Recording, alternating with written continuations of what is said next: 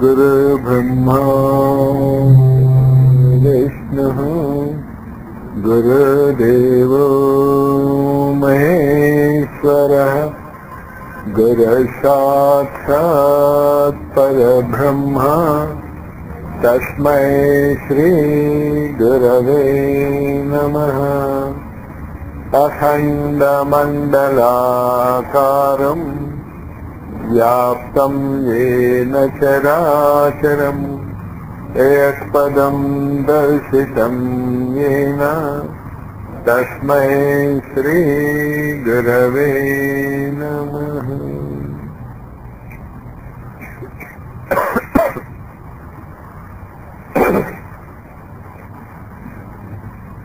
గురుదేవుని యొక్క జీవితంలో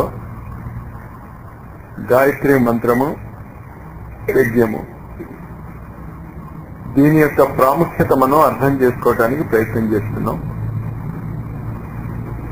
గురుదేవులు మూడు ముఖ్యమైనటువంటి లక్షణాలు ఉంటే తప్ప మీరు చేసేటటువంటి గాయత్రి ఎందుకు పనికిరాదు. అది ఆయన చెప్పేటటువంటి అతి ముఖ్యమైనటువంటి విషయం. గాయత్రి మీరు చేసేటటువంటిది పనికిరాదు అంటే ఆయన ఉద్దేశం మీరు ఏ పూజలు చేసినా పనికిరాదు అని అర్థం. ఆధ్యాత్మికత భ్రష్టు పట్టడానికి ఏకైక కారణం ఏమిటి అంటే దేవాలయాలలో మళ్లీ రామకృష్ణ పరమహంస లాంటి పూజారులు లేకపోవటం వల్లనే. పూజారులు చాలా ఉన్నారు, దేవాలయాలు చాలా ఉన్నాయి, కానీ పలికినటువంటి దేవత ఒక దక్షిణేశ్వర కాళీ మందిరంలోనే కనిపిస్తుంది మనకి. ఎందుకు ఇలా జరుగుతుంది? ఎందుకు ఇంతమంది మహనీయులైనటువంటి మహర్షులు పూర్వకాలంలో, ఈ కాలంలో ఇంతమంది భక్తులు మహాపురుషులు సాధకులు వచ్చిన ఈ దేవాలయాలలో ఉన్నటువంటి దేవతాతత్వం మీకు పలకటం లేదు అన్నదానికి ఆయన చెప్పినటువంటిది మూడు ముఖ్యమైనటువంటి కారణాలు ఉన్నాయి. మొట్టమొదటి కారణం ఏంటి అంటే శ్రద్ధ లేదు. నిన్న చెప్పుకున్నాం దాని గురించి. రెండవది ప్రజ్ఞ లేదు, నిన్న చెప్పుకున్నాం దాని గురించి. మూడవది నిష్ఠ లేదు. ఈ మూడు లేనప్పుడు బాడీ ప్రజెంట్ మైండ్ యాబ్సెంట్ లాగా. అంటే ఆ గాయత్రి మంత్రోపాసన కానీ ఏ దేవతా ఉపాసన కానీ మీరు చేసినా గురుదేవులు అందించినటువంటి ఆ రివల్యూషన్ క్రాంతి ఏంటి అంటే, ఆ తీవ్రత ఏమిటి అంటే ముందు శ్రద్ధ అంటే ఏంటో తెలుసుకోండి. అదే మళ్ళీ మళ్ళీ నేను ఎందుకు చెప్తున్నాను అంటే ఆ శ్రద్ధగా ఉన్నప్పుడు కూర్చునే విధానము, శ్రద్ధ లేనప్పుడు కూర్చునే విధానంలో తేడా వచ్చేస్తుంది. స్కూల్స్ లో వాటిలో పిల్లలు మామూలుగా కూర్చునేది మాట్లాడుకుంటూ ఉంటారు, టీచర్ వస్తాడు లోపలికి. కూర్చునే విధానంలో తేడా వస్తుందా రాదా? దానినే మిలిటరీలో ఏమంటారంటే అటెన్షన్ అంటారు. నుంచున్న విధానంలో తేడా వస్తుంది. మిలిటరీ వాళ్ళు అంచేత మామూలు మీరు కూర్చునేటటువంటి పొందికలోనే శ్రద్ధ ఉంటే తేడా వచ్చేస్తుంది. అలాంటిది మీ ఆచరణలో ఎంత తేడా వస్తుంది అది అర్థమవుతుందిలే. రిపీటెడ్ గా మీకు అర్థమైపోయింది అనుకోవద్దు. ఆ భ్రమలో ఉండదు. మీకు అర్థమైపోయింది, మాకు ఏం చెప్పారు అంటే శ్రద్ధగా ఉండాలి, ప్రజ్ఞగా ఉండాలి, నిష్ఠగా ఉండాలి. నోట్తో చెప్పడం కాదు, అది మీ యొక్క హావభావాలలో కనిపించాలి. అది మీరు చేసేటటువంటి ప్రతి దాంట్లో ఆ శ్రద్ధ కనిపించాలి. అప్పుడే పుట్టినటువంటి పిల్లవాడిని ఎత్తుకుంటాం, కాస్త వయసు వచ్చి కాస్త శరీరం గట్టిపడ్డ పిల్లవాడిని ఎత్తుకుంటాం. ఎత్తుకోవటంలో తేడా ఉంటుందా ఉండదా? ఆ తేడా శ్రద్ధ. చిన్న పిల్లవాడిని నువ్వు ఎత్తుకుంటున్నప్పుడు నీ ప్రతి చేతిలో ఉన్నటువంటి అణువులు, శరీరము అంతా కూడా ఓ విచిత్రమైనటువంటి స్పందనతో నిండి ఉంటుంది. ఎక్కడ పిల్లవాడికి కదా, అది శ్రద్ధ అంటే. నిరంతరం అది నీ అణువులో ఆ శ్రద్ధ ప్రతిబింబిస్తుంది. అది మీరు గాయత్రి మంత్రం చేస్తున్నప్పుడు వస్తుందా లేదా చూసుకోండి. నీ గురువు నామని చెప్తే వస్తుందా లేదా చూసుకోండి. ఫలానా ఆయన నా గురువు అని వస్తేనే మీరు మీసాలు తిప్పుకోవటం అది చేయొద్దు.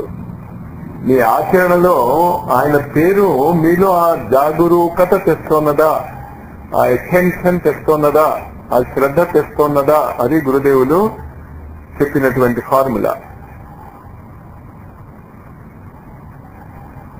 కానీ శ్రద్ధ ఒక్కటి సరిపోదు, ప్రజ్ఞ ఉండాలి. అంటే ఏంటి, అది ఎలా ఆచరించాలో తెలియాలి.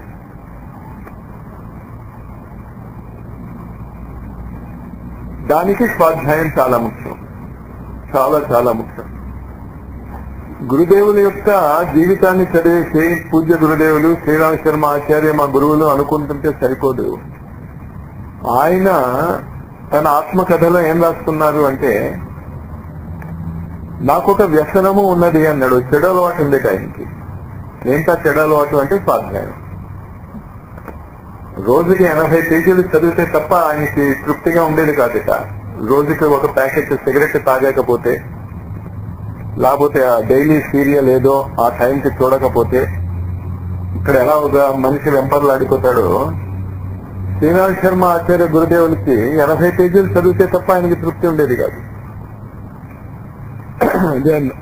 ఆయన వ్యసనం అని చెప్పుకున్నాడు, కానీ అదే మహాసుగుణము.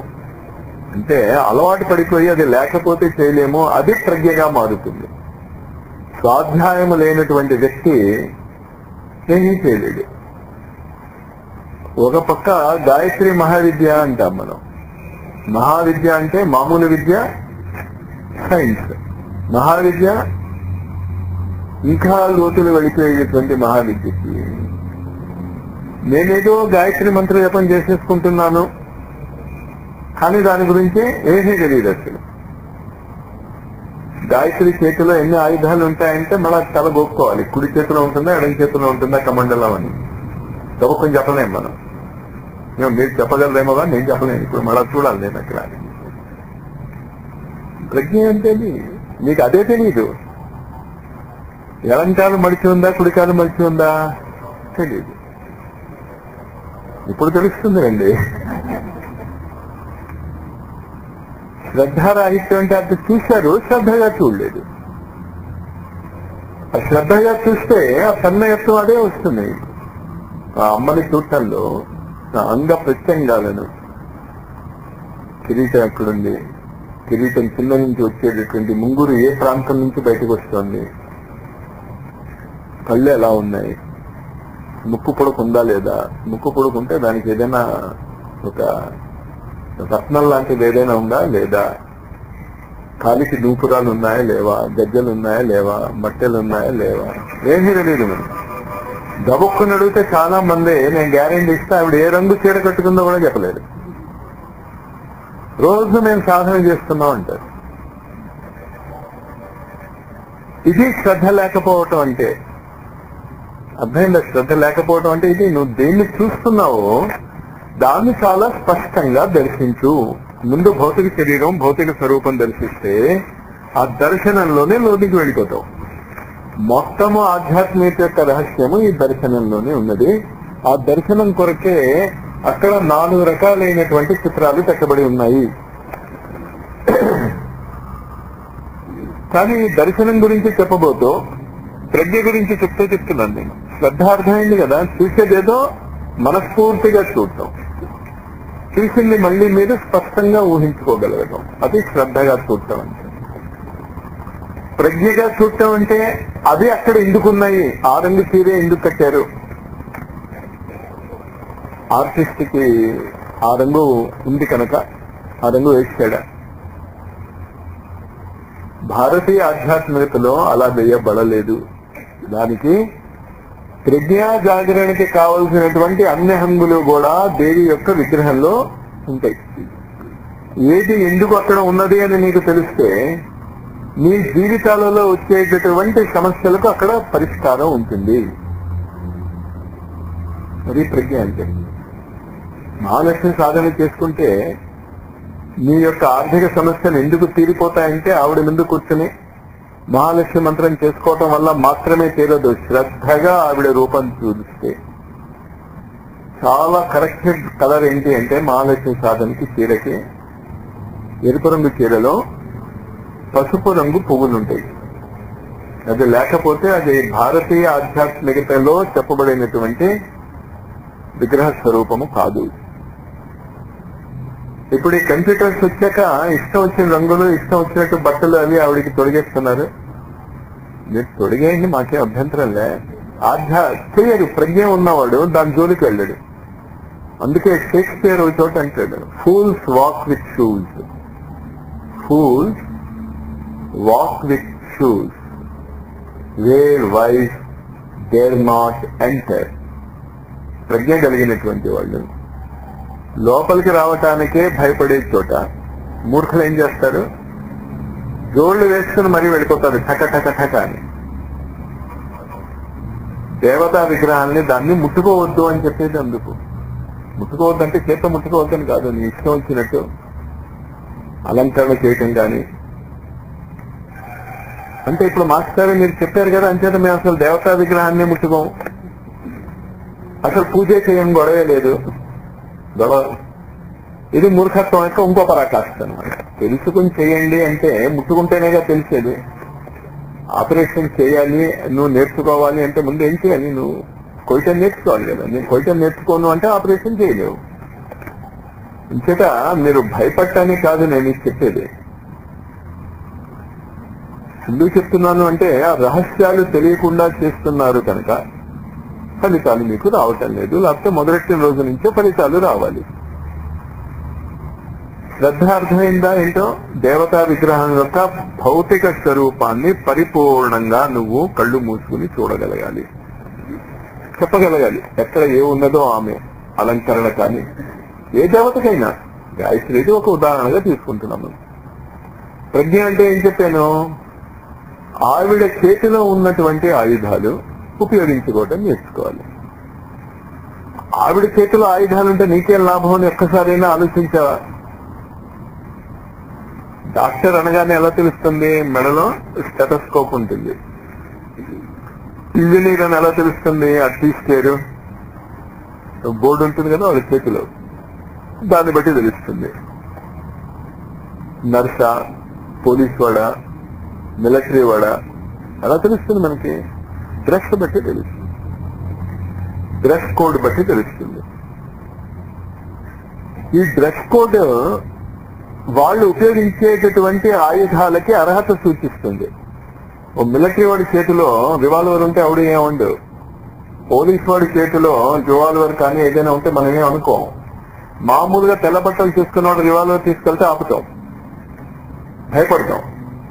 ఎందుకు? భావం అర్థమవుతుందా? ఆయుధాలు ఎందుకు ఉన్నాయి, అది ప్రజ్ఞ అంటే. అంటే ఆ ఆయుధం మీరు ఉపయోగించుకోవటానికి. మెడిసిన్ చదివాక ఆ కత్తులు కటారులు మీరు ఊడుకు సర్జన్ చదువుతున్నారు. మీరు సర్జన్ అంటే అర్థమవుతుంది కదా, శస్త్రచికిత్స చేస్తే సర్జన్ గా అంటే ఎంఎస్ చేస్తున్నారు మీరు. కానీ మీరు ఎంఎస్ చేస్తున్నప్పుడు మీకు ఆ కత్తులు కటారులు ఉపయోగించుకోవటం రాలేదనుకోండి, మీరు ఎంఎస్ చేసినా ఒకటే, చేయకపోయినా ఒకటే. అలాగే గాయత్రి మాతని మీరు చదువుతూ ఆ గాయత్రి మాత యొక్క ఆయుధాలు ఎందుకున్నాయి ఎక్కడ అంటే అది నువ్వు ఉపయోగించుకోవాలి. గురుదేవులు చేసినటువంటి ఇంకొక అద్భుతమైనటువంటి ప్రయోగం ఏమిటి అంటే, ముందు గాయత్రి మాత యొక్క 5 ముఖాలు 10 చేతులు అందులో ఉన్న ఆయుధాలు నువ్వు తర్వాత వాడదు కానీ ముందు ఏం వాడటం నేర్చుకోవాలి నీకు? మాల, కమండలం, లేకపోతే వేదాలు, కమండలం. మరి మనం గాయత్రి చేస్తూ ఒక్కసారి అయినా కమండలాన్ని వేదాన్ని ఉపయోగించుకున్నామా? అసలు అది ఉపయోగించుకోవాలని మనకి తెలుస్తోందా? అందువల్ల ఫలితాలు రావటం లేదు. ప్రజ్ఞ అంటే అర్థమవుతుంది కదా, జ్ఞానం. ప్రజ్ఞలో తేడాలు వస్తాయి. మొన్న బ్లేడ్ ఉదాహరణ ఎప్పుడు చెప్తాను, గుర్తుంచుకోండి. అది ఉపయోగించుకోవటం చేత కానీ వాడి చేతిలో అది వాడికే ప్రమాదం. చిన్నకుర్రాడి చేతిలో బ్లేడ్ ఉందనుకోండి, వాడికే ప్రమాదం. ఉపయోగించుకోవటం వచ్చు కానీ స్వార్థంగా ఉందనుకోండి, జేబు దొంగ చేతిలో, వాడికేం ప్రమాదం లేదు కానీ వాడి చుట్టుపక్కల ఉన్నటువంటి వాళ్ళకి ప్రమాదం. బ్రెయిన్ సర్జన్ చేతిలో ఉంటే నీకు జీవితము, కొత్త జీవితం లభిస్తుంది. ఆయుధం అదే, బ్లేడే. మీ చేతులు కోసేసుకోవచ్చు, లేకపోతే ఇతరులకి హాని తలపెట్టవచ్చు, లేదా ఇతరులకి ప్రాణం పోయవచ్చు, లాభం కలగజేయవచ్చు. ప్రజ్ఞ అంటే అది, ఆయుధాన్ని ఉపయోగించుకోవడం. శ్రద్ధ అంటే అసలు ఆ స్వరూపాన్ని స్పష్టంగా అవగాహన చేసుకోవడం. ఇది నేర్చుకోవాలి. అందుకే నేను చెప్తున్నాను, నేను నిన్న చెప్పిన శ్రద్ధ వేరు, ఇవాళ చెప్పిన శ్రద్ధ వేరు అని అర్థం అవుతుంది కదా. కానీ ఈ శ్రద్ధ ఎంతలా చెప్పుకుంటే వాళ్ళొచ్చి మీరు కూర్చొని ఉండండి, నేను సంవత్సరం అంతా చెప్తాను నేను మీకు, అయినా శ్రద్ధ పూర్తి కాదు. ఎందుకంటే ఆ సబ్జెక్ట్ అలాంటిది. అలానే సంవత్సరం గురించి నేను చెప్తూ ఉంటే మీకు ఇబ్బంది, నాకు ఇబ్బంది. కనుక సంవత్సరాలు మనం వినొద్దు, చేసుకోవద్దు. ఇలాగా ఆ పాయింట్ అర్థం చేసుకోండి. శ్రద్ధ లేని సాధన ఫలించదు, ప్రజ్ఞ లేని సాధన ఫలించదు. శ్రద్ధ అంటే ఏంటి? పద్ధతిగా చేయటము, చేయవలసినటువంటి విధానంగా చేయటం. ఈ చేయవలసినటువంటి విధానంగా చేయటము మీరు పూజ చేస్తున్నప్పుడు మాత్రమే కాదు, దేవుడి గదిలో చూస్తున్నప్పుడు మాత్రమే కాదు. నేను చాలా ఇళ్లలోకి మధ్య వెళ్తున్నాను. నేను ఇదేంటండి అంటారు, చిన్న ఇరుకు గది ఉంటుంది, చిన్న ఇరుకు గది వస్తుంది, పూజ గదండి అంటారు. ఇదేం పూజ గద? ఇందులో నువ్వు కూర్చోలేవు కదా. మేము పూజ చేస్తే కదండి. నువ్వు పూజ చేయలేను ఆయన, మరి పూజ గదని ఎందుకు అంటున్నావు? అంటే ఏంటే, పూజ చేయనటువంటి వాడిలో ఈ మూడు ఉండవు అని అర్థం. ఏ మూడు ఉండవు? శ్రద్ధ, ప్రజ్ఞ, నిష్ఠ. ఈ మూడు ఎప్పుడైతే ఉండవో వాడి జీవితం అధోగతి అవుతుంది. కనుక మీ పూజ గది చాలా అందంగా ఉండాలి. ఇంకో చోట చూశాను నేను, అసలు పూజ గది తలుపులు పెట్టారు వాళ్ళు. పూజ గది కదా అని నేను ఇంకా ఏముందే చూశాను. ఎక్కడ వెంటిలేటర్స్ లేవు పూజ గది. వీడు తలుపులు మూసి కూర్చుంటే చస్తాడు అక్కడ వాడు. భావం అర్థమవుతుందా? అసలు ఆ పూజ గది నువ్వు ఎందుకు పెట్టుకుంటున్నావో కూడా తెలియకుండా చేస్తూ, మేము చాలా భక్తులు ఉండి మా ఇంట్లో పూజ గది ఉందండి. ఇంకో ఇల్లు కట్టించుకుంటున్నప్పుడు నేను వింటున్నటువంటి మాట విన్నాను, ఎక్కడో అక్కడ ఇరికించేయండి పూజ గది. పూజ గది ఏం చేయాలి? ఎక్కడో అక్కడ ఇరికించేయండి. ఇంకా అద్భుతమైనటువంటి పూజ గదులు చూశాను నేను. సింక్ ఉంటుందే ఈశాన్య దిశలో వంటింట్లో, దాని కింద పెట్టారు. పూజ గది ఉండాలంటే మీకు అర్థమైందా? మీ శ్రద్ధ ఎలా ఉందో పూజ గది అక్కడ ఉండాలి. మాకేం రావటం లేదండి, మేము ఎంత బంచులో ఎంత భక్తులు, మేము పూజ గది పెట్టుకున్నాం. శ్రద్ధ రాహిత్యం వల్ల అది జరుగుతోంది. శ్రద్ధ ఉంటే అలా ఉండదు. కరెక్ట్ చేసుకోండి. అది మా ఇంట్లో పూజ గది లేదండి, పూజ గది ఏర్పరచుకోండి. ఏముంది, 4 ఈ కాలంలో 4 ప్లాస్టిక్ ఇది పెట్టేసుకుంటే అది 2 గోడలు ఎలాగో ఉంటాయి ఓ పెద్ద గదిలో, 2 వైపులా 2 ఏమంటారు దాన్ని, డివైడర్స్ పెట్టేసుకోండి. అక్కడ పూజ చేస్తే తప్ప ఎంటర్ కాదు అనే నియమం తీసుకోండి. అవంతా చేయకుండా నా లెక్చర్లు వినేసి నేను చాలా గొప్పవాళ్ళం, జీవన దేవత సాధన విన్నామంటే నీకు ఎందుకు పనికిరాదు. రిజల్ట్ రావాలి అంటే పూజ గద ఖచ్చితంగా వేరుగా ఉండాలి. దమ్ముండి శక్తి ఉన్నటువంటి వాళ్ళు పూజ గద వేరుగా పెట్టుకుంటారు. అది ఒక ప్రేరణగా ద బెస్ట్ రూమ్ అయి ఉండాలి, ద వర్స్ట్ రూమ్ కాదు. ఎందుకు పనికిరాని రూమ్ అవుతుందండి, మేము వాడటం లేదు, దాన్ని పూజ గదిగా చేసుకుంటాం కాదు. ఆ రూమ్ ఎలా ఉండదు అంటే అర్థమైందా? అది మీ శ్రద్ధ, దాన్ని బట్టి మీకు ఫలితం వస్తుంది. దేవుడికే నువ్వు మంచి గది కానీ మంచి వాతావరణం ఇవ్వలేనివాడు, ఆ దేవుడు నీకు సుఖమైన జీవితం ఇవ్వాలి అనుకోవటం మూర్ఖత్వం అవునా కాదా? ఇచ్చుకోవటం తీసుకోవటం, గివ్ అండ్ టేక్, నాటు కోసుకో. ఇంతట మీ జీవితాల యొక్క ఆనందము, మీ జీవితాలలో ఉండేటటువంటి ఆ స్వారస్యము, సుఖ సౌభాగ్యాలు మీ పూజ గది ఎంత అందంగా ఉంది దాన్ని బట్టి ఆధారపడి ఉంటుంది. ఇంకొన్ని పూజ గదులు తీస్తాను నేను, బొమ్మల కొలువులో ఉంటాయి. ఎందుకైనా మంచిదని అన్ని దేవతల్ని పెట్టేస్తారు. ఏమో ఎందుకైనా మంచిది, ఆ దేవత ఉంటేనా, ఒక ప్రధాన దేవత ఉండాలి. మిగతాది చేసుకోండి, అందంగా అలంకరించుకోండి, బొమ్మల కొలువులా చేసుకోకండి. ఇక్కడ కూడా మొన్న నేను వచ్చినప్పుడు సిద్ధి సాయి ఫోటోలు ఉన్నాయి, గురువు గారికి చరణ కమలాలు ఉన్నాయి, ఇంకోటి ఏదో చూసారు, రాముల వారి మట్టి కొట్టుకుపోయినటువంటి దేవుడికి తెలియాలి అసలు. ఇమీడియట్ గా తీయించేసాను నేను. గురువు సాధన చేస్తున్నప్పుడు మీకు ఒక గురువు ఉంటే ఆ గురువు కూడా ముఖ్యం కాదు, ఆ గురువు యొక్క చరణాలు ముఖ్యం. అంతేత గురువుని తీసేసి ఆయన కాళ్ళు మాత్రమే పట్టుకోకండి, ఎందుకంటే కాళ్ళు మాత్రమే పట్టుకుంటే గురువు ఉంటాడు. బంగారు కోడి పెట్టేది బంగారు బాతు కదా, రోజు బంగారు బాతు ఇస్తుంది కదా అని చెప్పి వాడు ఏం చేస్తాడు? అలాగే గురువు గారు కాళ్ళు మాత్రమే ఉంచుకుంటామండి, అసలు మా గురువు గారు అక్కర్లేదు. పాదాలకి ప్రాముఖ్యత ఇవ్వండి. ఆ పాదాలకి ప్రాముఖ్యత ఎందుకు ఇవ్వాలో అన్నది మీకు 5-6 సంవత్సరాల కంటే ముందు నేను చెప్పలేను, మీకు అర్థం కాదు. గురు పాదుకలు ఉపయోగించుకోదేటువంటి వాడు భరతుడైపోతాడు. మొట్టమొదట గురువు యొక్క పాదాలను ఉపయోగించుకోవటం అనేటటువంటిది భరతుడు నేర్పిస్తాడు రామాయణంలో. రాముడికి రాజ్యం చెయ్యాలి, రాముడు తండ్రికి మాట జవదాటను కనుక నేను రానన్నాడు. అంటే ఏం చేశాడు అప్పుడు? రాముడి పాదుకలు తల మీద పెట్టుకుని రాముడు పాదుకలను దాని మీద ప్రతిష్ఠించాడు, సింహాసనం మీద. తను సెక్రటరీ అనుకోండి, లేకపోతే ఆయన ఒక ఏజెంట్ గా పరిపాలించి. అంటే గురువు పాదుకలకి మీరు ఏజెంట్ అవ్వాలి, అప్పుడు కానీ గురు పాదుకలు మీకు పెట్టుకునే అర్హత ఉండదు. అంటే గురు పాదుకలు మీరు పెట్టుకున్నారు అంటే అర్థం ఏంటంటే ఇంకా మీకు కోరికలు ఉండకూడదు. ఈ క్షణంలో గురువుని ఇక్కడ ఇది వదిలేసి ఎక్కడికైనా వెళుతూ అంటే వెళ్ళిపోగలగాలి. పరిపూర్ణమైనటువంటి శరణాగతి చేసుకున్నప్పుడే గురు చరణాలకి నువ్వు ఒక విలువ ఇవ్వగలుగుతావు.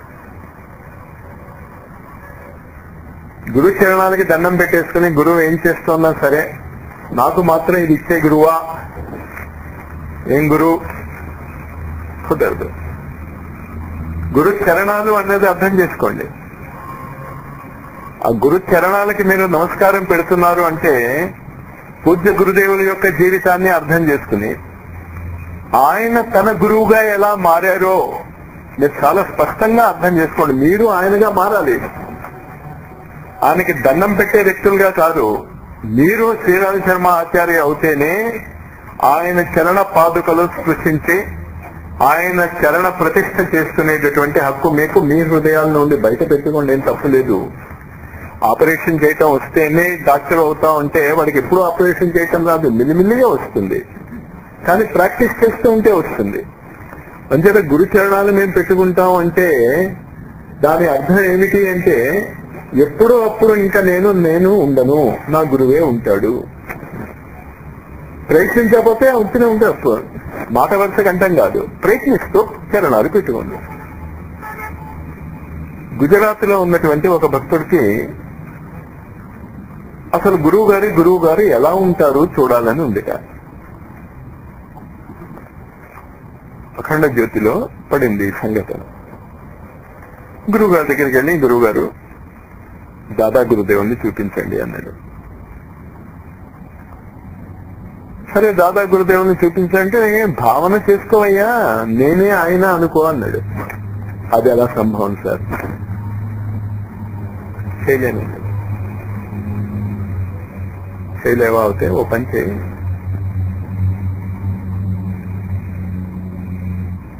ఋషికేశ్ పైన నారాయణ గుహలని విశేషమైనటువంటి గుహలు ఉన్నాయి. దానికి పెద్ద పులులు అవి కాపలా కాస్తుంటాయి. మామూలు వ్యక్తులోడు అటు వెళ్ళలేడు, నువ్వు అటు వెళ్ళగలవా అన్నాడు. ఈయన ఏ మూట్లో ఉన్నాడో వాడికి నారాయణ గుహ అంటే ఏమనుకున్నాడో మరి. వెళ్తానన్నాడు. తెలుసా అసలు నారాయణ గుహ ఏంటంటే తెలుసండి, ఋషికేశ్ పైన అక్కడ పెద్ద పుల్లు అవి ఉంటాయి, మరి అక్కడికి వెళ్తావా అన్నాడు. వెళ్తావా? ప్రశ్నలు మీరు వెళ్ళమంటే వెళ్తానన్నాడు. సరే పద అన్నాడు. అని నువ్వు వెళ్ళు అక్కడికి. అక్కడికి వెళ్ళాక ఒక పొదలో నీకు దాదా గురుదేవులు కనిపిస్తారు, చూడు, ఇంకా మాట్లాడకు, నువ్వు ఏమీ అనకు, వచ్చేసే అన్నాడు. సరే ఈయన వెళ్ళాడు నారాయణ గుహలోకి. అక్కడ ఒక పొదలో నిజంగానే దాదా గురుదేవులు కనిపించారు. దాదా గురుదేవులు కనిపించాక దాదా గురుదేవులు గొప్ప లేచి అలా ముందుకు వెళ్తున్నాడు. ముందుకు వెళ్తా ఉంటే గురువు గారు చెప్పింది ఏంటి, అక్కడ నువ్వు వెళ్ళొద్దు ఆయనతో, చూసావు వచ్చేసేయండి. ఈయనకి దాదా గురుదేవులు చూసిన తన్మయత్వంతో ఆయన వెంట వెళ్తే ఆయన చెట్టు వెనకాతలకి వెళ్ళాడు. అడివే కదా వెళ్తున్నప్పుడు దాదా గురుదేవులు చెట్టు వెనకాతలకి వెళ్ళాడు. ఈయన అక్కడికి వెళ్తే ఎవరున్నారు అక్కడ? శ్రీనాథ శర్మ ఆచార్యులు. నేను చెప్పేనా నాకు నా గురువుకి తేడా లేదని. మీకు అసలు ఆ స్థాయి చేరుకోవాలనే కోరికే లేదు, మీకు ఆ శ్రద్ధే లేదు, ఆ ప్రజ్ఞే లేదు. కెమిస్ట్రీ చదివిన వాడు కెమిస్ట్ అయినప్పుడు, ఫిజిక్స్ చదివిన వాడు ఫిజిసిస్ట్ అయినప్పుడు శ్రీరామ శర్మ ఆచార్య శిష్యుడు శ్రీరామ శర్మ ఆచార్య అవ్వాలి. అవ్వకపోతే ఇంకేంటి ఆయన గురువు? భావం అర్థమవుతుందా? ఆయనలాగా మారాలి, ఆయన ఆచరణాలు నేను ఆచరిస్తాను అంటే చరణాలు పెట్టుకోవాలి. ఆచరణాలు అది గురు పాదుక యొక్క ముఖ్యత్వం. అంటే గురువే నిన్ను తనంతటి వాడిని చేయగలడు, ఇంకొకడు చేయలేడు. కెమిస్ట్రీ చదివిన వాడే ఇంకోటిని కెమిస్ట్రీ చేయగలడు, ఫిజిక్స్ చదివిన వాడే ఇంకోడిని ఫిజిసిస్ట్ చేయగలడు. అంటే శ్రీరామ శర్మ ఆచార్య ఇంకోడిని ఏం చేయగలడు? శ్రీరామ శర్మ ఆచార్యగా మార్చగలడు. సహస్ర శీర్ష పురుష సహస్రాక్ష సహస్రపాత అంటలో అర్థం అది. ఒక గురువు అనేక మందిలో మారాలి, అనేక మంది హృదయాలలో మారాలి. అలాంటి హృదయం కలిగినటువంటి వాడు గురువుకి నమస్కరిస్తాడు తప్ప ఇంకెవరికి నమస్కరించాడు. వాడు ఇంకోటి ఎవరికైనా నమస్కరించాడు అనుకోండి, వాడు చస్తాడు. వాడు సిద్ధుడు పేరు విన్నారా మీరు? ఎవరు? వీరబ్రహ్మం గారి యొక్క ముస్లిం శిష్యుడు. కొంచెం అది అర్థం చేసుకోండి, అది ఈ నాకు చాలా అవసరం. అది ఓ నవాబు దగ్గరికి వెళ్ళినప్పుడు సిద్ధుడు రాజుకి నమస్కరించాడు. నవాబుకి కోపం వస్తుంది. చుట్టుపక్కల వాళ్ళు దండం పెట్టారు. నీ నవాబు నా దండాన్ని భరించలేదయ్యా అన్నాడు. అని ఏం చేశారు చూడండి, చాలా ప్రమాదం, ముక్కలు అయిపోతాడు అంటే ఓ పెద్ద బండరా ఆయన తీసుకొచ్చి పెట్టాడు, దండం పెట్టాడు. ఏమైంది? అలాగా మన హృదయాలలో శ్రీరామ శర్మ ఆచార్యని ప్రతిష్ఠించుకోవటానికి సాధన చేయాలి. అది ప్రజ్ఞ అంటే. అంచేత దాని ఉందండి, నేను కళ్ళు మూసుకుంటాను, నాకు ఎక్కడ కనిపిస్తున్నాడు. స్వాధ్యాయం, ఆయన జ్ఞానం మనలోకి రావాలి.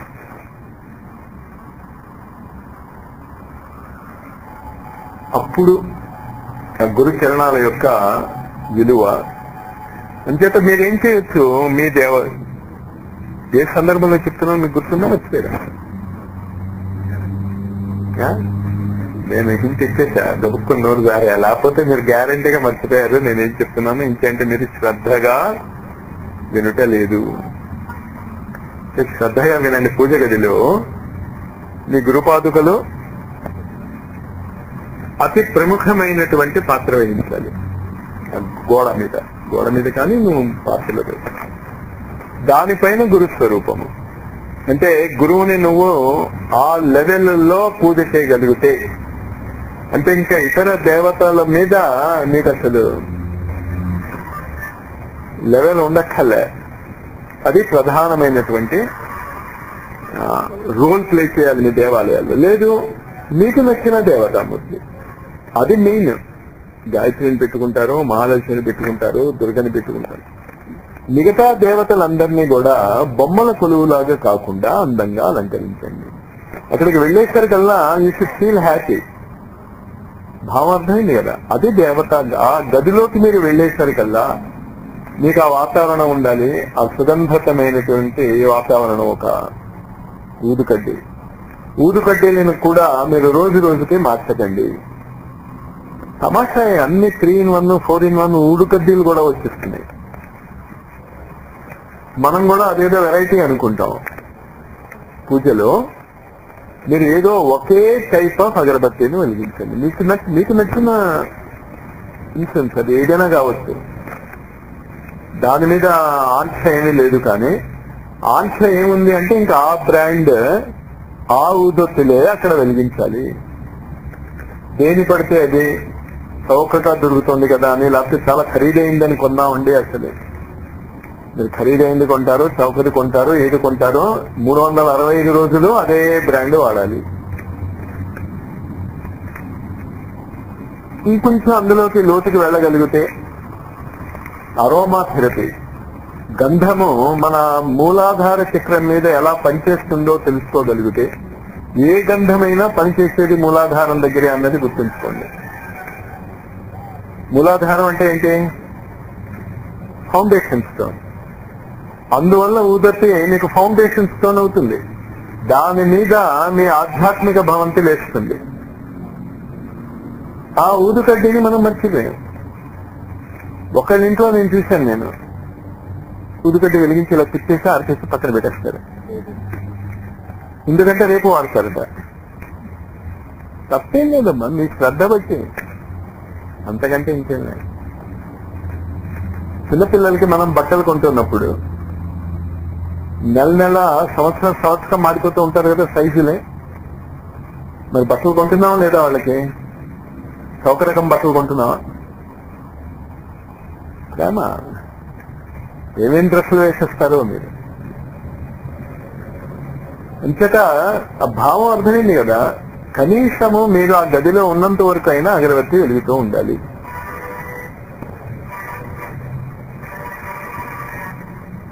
అప్పుడు ఆ ఆధారం కరెక్ట్ గా ఉంటుంది మీకు, మూలాధారం. చాలా మందికి ఒక అపోహ ఏమింది అంటే ఈ చక్రాలన్నీ శరీరంలో ఉన్నాయని. శరీరంలో చక్రాలు లేవు, ఉండవు. ఉండుంటే ఈ పాటికి సైంటిస్టులకి వాళ్ళ ఎలక్ట్రాన్ మైక్రోస్కోప్ ద్వారా తెలిసిపోయి ఉండేది. చక్రాలు శరీరంలో లేవు, సూక్ష్మ శరీరంలో ఉన్నాయి. దాన్ని అన్నమయ ప్రాణమయ కోశము అంటాం. రెండు కలిపి వాడతాం మనం. ఇంత భౌతిక శరీరాలలో చక్రాలు లేవు.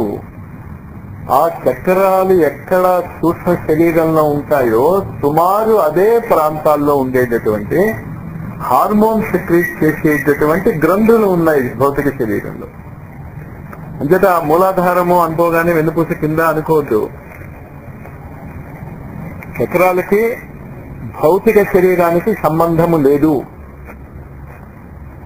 కానీ ఆ చక్రాలు మన భౌతిక శరీరంలో ఒక విశేషమైనటువంటి స్థలం మీద ఎక్కువ ఆధిపత్యాన్ని చూపిస్తాయి. భావం అర్థమైందా? ఏం చెప్పాను? మూలాధార చక్రము అంటే మనకి మనస్సు ఎక్కడికి వెళ్ళిపోతుంది? వెన్నుపూస కింద భాగానికి వెళ్ళిపోతుంది. వెన్నుపూస కింద భాగంలో మూలాధార చక్రం లేదు. అక్కడ ఒక బోన్ ఉంది, సాక్రల్ బోన్ ఉంది. మనం మూలాధార సాధన చేస్తున్నప్పుడు అక్కడ చికాకు కలుగుతుందేమో, చికాకు కలగదు. ఎందుకంటే ఆ మూలాధార చక్రం అక్కడ లేదు. దాని యొక్క కనెక్షన్ అక్కడ ఉంది. అక్కడెక్కడో లైట్లు ఉన్నాయి, ఇక్కడ లైట్లు ఉన్నాయి, ఇక్కడ లైట్లు ఉన్నాయి, అన్ని చోట్ల లైట్లు ఉన్నాయి. దీనికి మూలాధారం అనే స్విచ్ ఒకటి ఉంటుంది. స్విచ్ మూలాధారం, ఆ మెయిన్ స్విచ్ ఆఫ్ చేస్తే ఏమవుతాయి? అన్ని ఆగిపోతాయి. భావం అర్థమవుతుందా?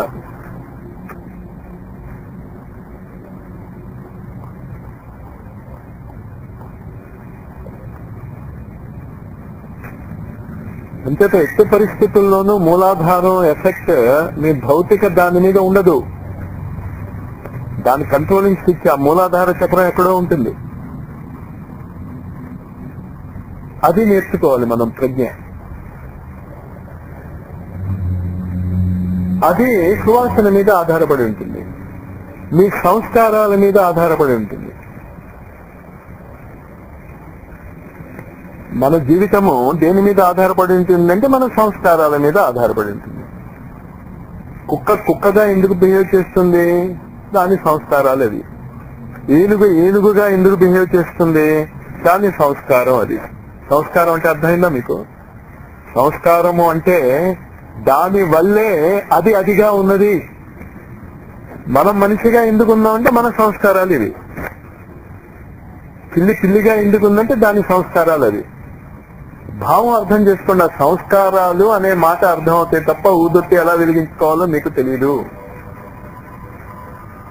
ఊదొత్తి వెలిగించి అక్కడ పెడుతున్నారంటే మీరు ఆ వాసన, ఆ సువాసన మీ సంస్కారాలను ఎలా మారుస్తుందో అన్నదే అర్థం అవటంలే. దానికి గురుదేవులు పంచకోశ సాధన అనేటటువంటి ఒక అద్భుతమైనటువంటి సాధన అందజేశాక అది మనకి అర్థం అవటం లేదు అని చెప్పి పంచ వీరభద్ర సాధనగా మనందరి బదులు ఆ సాధన చేసేసి, మనందరి బదులు ఒక వ్యక్తి ఎలా సాధన చేస్తాడు? సెక్రటరీ అండ్ కరెస్పాండెంట్, ఒక స్కూల్ మేనేజ్మెంట్ ఉంటుంది. ఈ పిల్లలకి కావాల్సినటువంటిదంతా కూడా వాళ్ళు సమకూరుస్తారు కదా. భావం అర్థమవుతుందా? ఒక కాలేజీ పెట్టారు ఒకళ్ళు, దానికి సెక్రటరీ అండ్ కరెస్పాండెంట్, వాళ్ళు చాలా మంది ఉంటారు, ఒక 5-6 మనుషులు ఉంటారు ఒక సమూహం. ఆ సమూహం ఏం చేస్తుంది? బిఎస్సీ వాళ్ళకి ఏం కావాలో చూసుకుంటుంది, బీకామ్ చదువుతున్న వాళ్ళకి ఏం కావాలో చూసుకుంటుంది, బీసీఏ చదువుతున్న వాళ్ళకి అంతా వాళ్ళకి టీచర్స్ తో సహా రెడీ చేస్తుంది. రెడీ చేస్తే మనం వెళ్ళి చదువుకుంటాం. అంచేత ఎప్పుడైతే మన పంచకోశ సాధన అర్థం లేదో, పంచ వీరభద్ర సాధనగా ఆయన ఏంటి ఒక ఇన్స్టిట్యూట్ తయారు చేసి పైన పెట్టేశాడు. ఎవడు ఈ సాధన చేస్తే కూడా అక్కడి నుంచి వచ్చేస్తుంది పవర్. ఇది మీకు తెలిస్తే, కనెక్షన్ ఇచ్చుకుంటే భావం అర్థమైంది కదా. అందువల్ల ఏ ఆధ్యాత్మిక సాధన, ఏ గురువు యొక్క సాధన మీరు చేసుకోదలుచుకున్నా శ్రీరామ శర్మ ఆచార్య దగ్గరికి రాకుండా నేను నా గురువుని అర్థం చేసుకోగలను, నువ్వు చచ్చిన అర్థం చేసుకోలేవు. చేసుకోగలిగి ఉంటే ఈ పాటికి చేసుకోగలిగి ఉండేవాడివి. చేసుకోలేవు అని నేను చెప్పలేను. దమ్మున్న సాధకులు చాలా మంది ఉన్నారు, ఏకలవ్యుడు లాంటి వాళ్ళు చాలా మంది ఉన్నారు. కానీ సులభంగా అందరు గురువుల యొక్క సాధనా విధానాలు, అన్ని దేవతల యొక్క సాధనా విధానాలు, ఇవంతా అందజేసినటువంటి ఒక వ్యక్తి మనకి లభిస్తే ఆయన దగ్గరికి మీరు అప్రోచ్ అయిపోతే అన్ని ద్వారాలు తెరుచుకుపోతాయి. ఆ తెరవటానికి మూలాధారము ఊదుకడ్డి. ఊదత్తి లేకుండా మీ సంస్కారాలు మారవు. ఈ సంస్కారాలన్నిటినీ కూడా మార్చేటటువంటి దాన్ని ప్రజ్ఞ అంటాం. ఏ ఊదికడ్డి వెళ్తే ఏ విధమైనటువంటి ప్రజ్ఞ మారుతుంది. కానీ ఏ ఊదికడ్డి కూడా 6 నెలల కంటే తక్కువ వాడితే మీకు దాని ఎఫెక్ట్ తెలీదు. అంచేత నేను ఒకసారి ఊదికడ్డి వెలిగించి చూస్తాను, ఇంకోసారి ఈ వాసన వెలిగించి చూస్తానంటే మీకు అనుభూతిలోకి రాదు. ఇంకేంటే అది చాలా చాలా సూక్ష్మమైనటువంటి విధానం అది. అందుకని ఏం చెప్పాను, పూజ గది వేరుగా పెట్టుకోండి. ఇదంతా ఎందుకు చెప్తున్నాను అంటే ఈ క్లాసెస్ అయిపోగానే నేను ఆ క్లాసెస్ మొదలెట్టబోతున్నాను. అనాహత చక్రం గురించి విశేషమైనటువంటి సాధన కొంతమంది నేను అడిగాను చేయించమని. కానీ ఏది చేయించదలుచుకున్నా ఊదుకడ్డి ఉండాలి. దానికోసం చెప్తున్నాను నేను. ఇంకటి మీ ఇష్టం. ఈ క్లాసెస్ విని ఇలా చెవులు దులుపుకుని వెళ్ళిపోతారు. లేదు, ఈ క్లాసెస్ విన్న తర్వాత వసంత పంచమి నుంచి జరగబోయేటటువంటి ఆ తరగతుల్లో ముఖ్యమైనటువంటి పాత్ర మీరు పోషించుకోగలుగుతారు. ఎందుకంటే మీకు చాలా టైం ఉండొచ్చు, కానీ పాపం గురువులకి కాలాతీత స్థితిలో ఉన్న టైం లేదు వాళ్ళకి. విచిత్రమైన పారాడాక్స్. కాలంలో జీవిస్తూ మీకు కావలసినంత టైం ఉంది, కానీ గురువులు ఎక్కడ జీవిస్తారు? కాలాతీత స్థితిలో జీవిస్తారు, వాళ్ళకి టైం లేదు. అన్ని అంతే గందరగోళాలు ఆధ్యాత్మికతలు. ప్రజ్ఞ గురించి చెప్తున్నాను. ఇదంతా ప్రజ్ఞ. అసలు ఏ పని మనం ఎందుకు చేస్తున్నాం? దేవత యొక్క దేవత చిత్రపటములో, దేవతా విగ్రహములో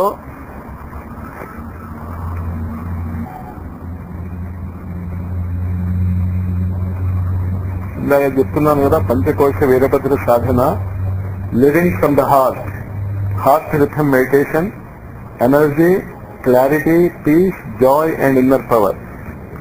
గురు పాదుకుల గురించి చెప్తా ఉంటే గురు పాదుకులు రావటం అనేది చాలా కదా. అంటే మనం కరెక్ట్ గా ఉంటే మన జీవితాల్లో అవి వస్తాయి. ప్రజ్ఞ అనేది అందుకు చాలా అవసరం.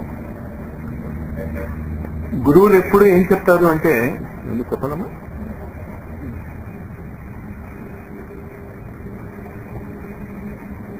My life is my message.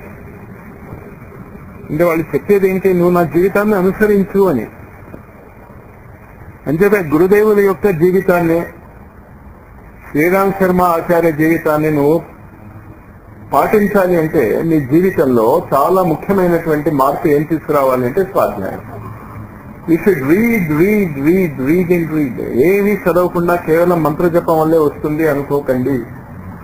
మరి మంత్రజపం అనవసరమా? అవసరమే. E=mc² అనే ఫార్ములా తెలియాలి మీకు. కానీ E=mc² అనేటటువంటి ఫార్ములా వెనకాతల స్వాధ్యాయం ఉండాలి. E అంటే ఏమిటి, M అంటే ఏంటి, C అంటే ఏంటి, ఆ ఫార్ములాని ఎలా ఉపయోగించుకోవాలి, ఐన్స్టైన్ ఎలా ఉపయోగించుకున్నాడు, మ్యాక్స్ ప్లాంక్ ఎలా ఉపయోగించుకున్నాడు, దాని తర్వాత వచ్చినటువంటి శాస్త్రజ్ఞులు అదే ఫార్ములాని ఎలా ఉపయోగించుకున్నారు. అలాగే గాయత్రి మంత్రము అనేటటువంటి ఫార్ములాని ఏ గురువు ఎలా ఉపయోగించుకున్నాడు అది చదివితే మీరు ఎలా ఉపయోగించుకోవాలో మీకు తెలుస్తుంది. దానికి ఆయుధాలు చాలా అవసరం. ప్రజ్ఞ అనేది ఆయుధాలను ఎలా ఉపయోగించుకోవాలి అని చెప్తున్నాను ఇదంతా మీకు. అంతేత ఏకముఖి గాయత్రిని ముందు మీరు పట్టుకోండి, తర్వాత పంచముఖి చూద్దాం, తర్వాత 7 ముఖాలు చేద్దాం. అంచేత 7 ముఖాలు ఉన్నాయని 14 చేతులు పెట్టేసి 70 చేతులు పెట్టేసి ఆయుధాన్ని పెట్టేసుకుని ఆ ఫోటోని ఇంట్లో పెట్టేసుకుంటే బానే ఉంటుంది. కానీ దాని వెనకాతల ఉన్నటువంటి అవగాహన లేకపోతే నువ్వు బొమ్మ మాత్రమే అది. కానీ ఫిల్మ్ స్టార్ బొమ్మలు పెట్టుకోవడం బదులు ఈ బొమ్మలు పెట్టుకోవడం బెటర్, అందులో డౌట్ ఏం లేదు. అది తప్పు అని నేను అంటలే. కానీ నా దగ్గరికి వచ్చాక మీరు కొంచెం మారాలి. బొమ్మలాట ఆడకూడదు. మీకు అర్థం అవ్వాలి అదేంటో. ఇంతట ఆయుధాలలో 2 ఆయుధాలు ఉపయోగించుకోవడం నేర్చుకోవాలి మీరు. ఒకటి కమండలం ఉపయోగించుకోవడం నేర్చుకోవాలి, రెండవది మాల కానీ వేదాలు కానీ. ఎందుకంటే ఏకముఖి గాయత్రి చేతిలో కొన్ని చోట్ల మీకు మాల కనిపిస్తుంది, కొన్ని చోట్ల వేదాలు కనిపిస్తాయి. ఇక్కడే ఉన్నాయి వేదాలు ఉన్నాయి, ఇక్కడ వేదాలు ఉన్నాయి, అంతేగా. అంటే జపము ఫార్ములా, వేదాలు స్వాధ్యాయం. ఇందాక నేను చెప్పింది అర్థం లేదు. E=mc², జపం. ఈ అంటే ఎనర్జీ, ఇంకా ఎనర్జీ ఎన్ని రకాలు. M అంటే మాస్, అది ఎన్ని రకాలు. C అంటే వెలాసిటీ ఆఫ్ లైట్, అది ఎన్ని రకాలు. వెలాసిటీ ఆఫ్ లైట్ ఎన్ని రకాలు అని ఎందుకు ఉంటుందంటే లైట్ రంగు మారుతూ ఉంటుంది. నీలి రంగు వెలాసిటీ ఒకలాగా ఉంటుంది, ఎరుపు రంగుది ఇంకోలాగా ఉంటుంది తరంగాలు. ఇంకట అది తెలియాలి. అవంతా తెలియాక ఆ ఫార్ములాని ఎలా ఉపయోగించుకోవాలో తెలియాలి. వేదాలు, ఆ వేదాధ్యయనంతో వచ్చినటువంటి జ్ఞానాన్ని కమండలం ఎలా ఉపయోగించుకోవాలో తెలియాలి. అప్పుడు మీరు గాయత్రి మాత సాధకులు అవుతారు. నేను 5 మాలలు చేసేస్తున్నాను, రోజుకి 2700 చేశాను, ఇంకోటి 30 మాలలు చేస్తారు, ఇంకోటికి టైం ఉండే ఓపిక ఉండి ఇంకో పని చేయడానికి అశక్తత ఉంటే రోజుకి 70,000 మాలలు చేస్తాడు. వెళ్ళాలి. చివరికి ఏమంటారంటే, చూసుకున్న వాళ్ళు ఏమంటారంటే, సరే నువ్వు 5 మాలలు చేసావు రోజుకి, నేనేమి చేయటం లేదు, నాకు చిన్న డౌట్ ఏంటంటే నేనే నీకంటే ఎక్కువ ఆనందంగా ఉన్నానేమో అంటాడు. మీరు కూడా కళ్ళు ఊపేస్తారు. కరెక్ట్, వాడే ఎక్కువ ఆనందంగా ఉన్నాడు, నేనేమో అంత ఆనందంగా లేదు అని నాకు అర్ధరాత్రి పూట ఫోన్ వస్తుంది. నాకు ఎప్పుడు ఎందుకు ఆశ్చర్యం ఇస్తుంటే ఆ టైంకి ఎందుకు చేస్తాను, నాకు చేసేది ఏదో చేస్తాను, నేను మెలకుగా ఉన్నప్పుడు చేయొచ్చు కదా. ఏంటి అర్ధరాత్రి పూట ఫోన్ చేసేది, మాస్టారు మా పక్కింటి వాళ్ళ అమ్మాయికి పెళ్లి అవుతుంది. నాకు అర్థమే కాదు, 1 గంటకి నువ్వు ఫోన్ చేసి నీ పక్కింటి అమ్మాయికి పెళ్లి అవుతోంది అని నాకు ఎందుకు ఫోన్ చేసి. తర్వాత అర్థం అవుతుంది అనుకోండి, ఇప్పుడు అర్థం అయిపోతుంది నాకు. ఇదివరకు మొదట్లో చాలా ఆశ్చర్యం అవుతుంది. ఆయన నన్ను అడుగుతున్నాడండి, మీ అమ్మాయికి పెళ్లి ఎప్పుడు చేస్తావు అంటే, ఆయన అడగకపోతే ఈయన చేయడేమో, నాకు డౌట్. అది ఆలోచన విధానము. మీకు గాయత్రి మంత్రం ఎందుకు ఫలించటం లేదు? గాయత్రి మంత్రమే కాదు, ఏ గురువు అయినా మీకు హెల్ప్ చేయలేడు. మొదటి ప్రశ్న ఏం వేస్తాడు వాడు, పక్కింటి అమ్మాయికి పెళ్లి అవుతాడు అంటే వాడి స్నేహితుడు స్నేహితుడు కూతురికి పెళ్లి అవుతుంది. రెండో బాధ ఏంటి వాడిది? ఆ స్నేహితుడు ఏమని అడిగాడు, మీ అమ్మాయికి పెళ్లి ఎప్పుడు చేస్తావు?